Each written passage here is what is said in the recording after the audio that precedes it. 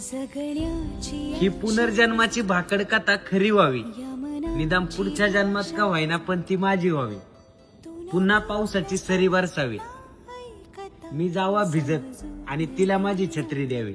पुन्हा ती त्याच वर्गात बसावी, साध्या आणि स्वच्छ कपड्यात ती तितकीच सुंदर दिसावी. ह्या वेळेस मात्र तिच्या शेजारी मैत्रिणींची गर्दी नसावी. निदान त्या जन्मात एकतर माझ्या घरची परिस्थिती थोडी चांगली असावी किंवा तिच्या घरच्यांची काही अपेक्षा नसावी.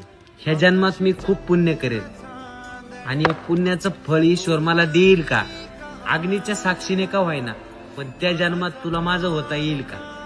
निदान त्या जन्मात माझा वेळ कुठे वाया गेला हे घरच्यांनाही कळावं आणि ही तुमची होणारी सून असं घरच्यांना हक्काने सांगायला मिळावं. भाजीतल्या भाजीला स्थान मी तिथंच असावं.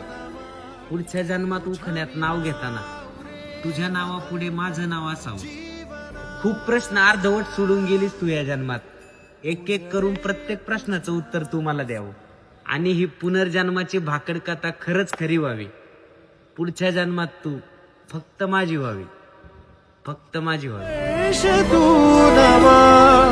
तुझ्या विना उरे नार्थ जी